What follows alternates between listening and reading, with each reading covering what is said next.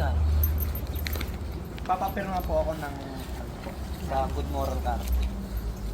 Ilan yan? Isa lang. Kaninong pangalan? Sa'yo? Ako lagi lang. Opo. Bakit? Aanin mo yung good moral na yan?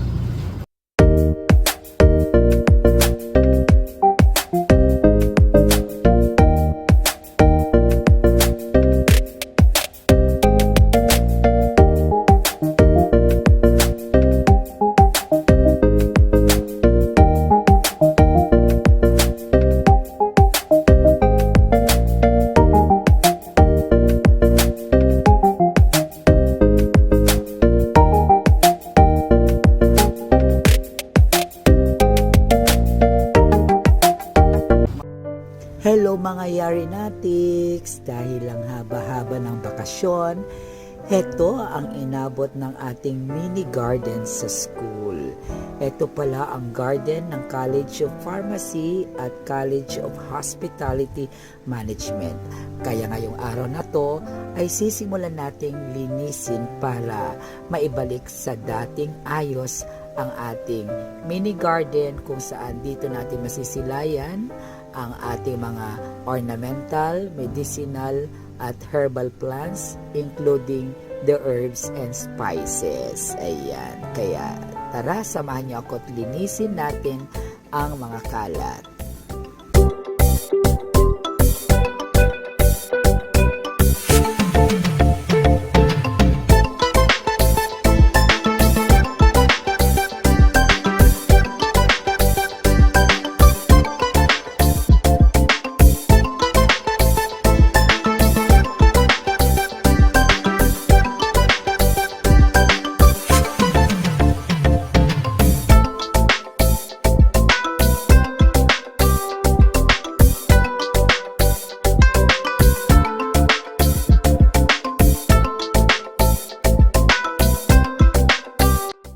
Ayan, naglagay nga po tayo ng bakod gamit ang steel matting at round bar bilang poste.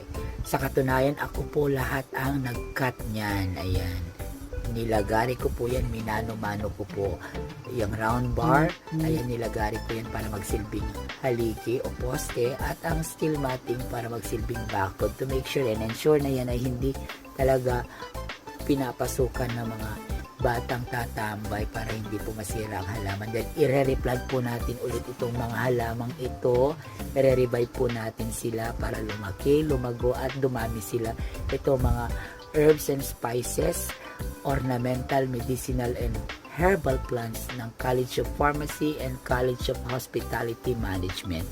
Ito na po ang magsisilbing garden corner ng ating dalawang departamento at sinamahan nga po ako ng dati kong mag-aaral dito sa Sikos at Colleges na ngayon ay isa ng ganap na registered criminologist, dating associate editor ng ating publication kung saan ako advisor o dibang sipag ni Sir John Ray Balaw. Ayan, diba? Tinatawag ko na ngayon Sir. Dati, diba?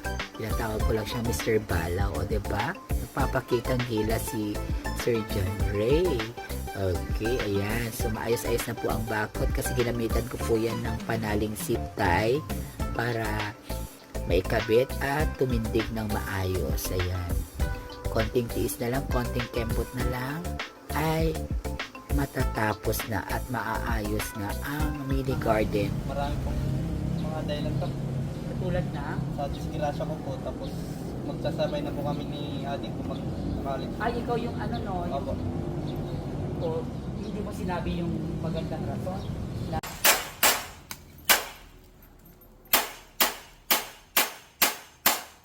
Kaya ba ito, Dave?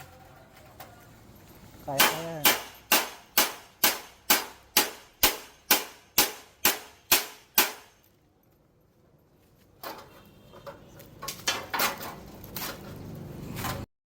Nagputol din tayo ng mga sanga ng punong kahoy na nandito para makasilip si Haring Araw at nang mabigyan niya ng bitamina ang ating mga pananim, lalo na't syempre karamihan sa ating mga itatanim dito ay nakapaso.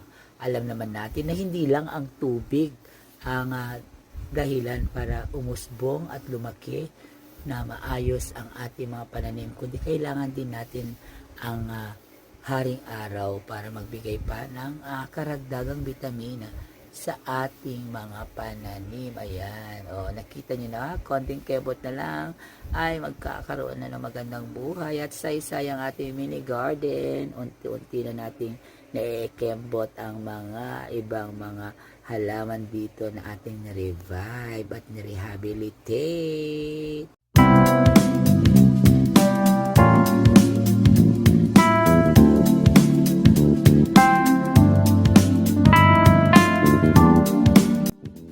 Nilagyan ko nga ng daanan ng mga papasok para magdilig at magwalis sa mini garden na to. Na syempre yan ay pagbibidahan sa pasukan ng mga mag-aaral ng BS Pharmacy at BS Hospitality Management. At syempre ng aking mga CWAT students na magpo-first year from the other courses. Ayan. So, ayan. Trinay ko ang maglakad. Pak! O, diba? Pasok sa banga. Maganda. Kulang na lang dyan, pintor. Para alam nilang, yan ay daanan. Maglalagay ako dyan ng follow the path. Ganyan. O, diba? At, syempre, pinaliguan ko din ang mga little dwarfs. O, diba? Nilublob ko sila at nang fresh sila under the sun. O, diba? Out of my imagination lang po itong konsepto na to, kaya wag niyo na pong kontrahin. Ito po kinonsepto ko noong mga panahon na magulo ang aking isipan. Ayan, kaya naman may little swan. O, diba? Pack na pack. Kaya ito pasok sa aking panlasa. Kaya pagpasensyahan nyo na po. Ito lang pong nakayanan ng ng inyong abang lingkod na si Doc Yari. Kumanati tumanagaringam. Quality. Ayan. Salamat na din dahil ipinagkatiwala ng dalawang magandang dean ng aming school, ang dean ng BS Pharmacy at ng dean ng Hospitality Management, ang kanilang garden. O, ayan, finished product!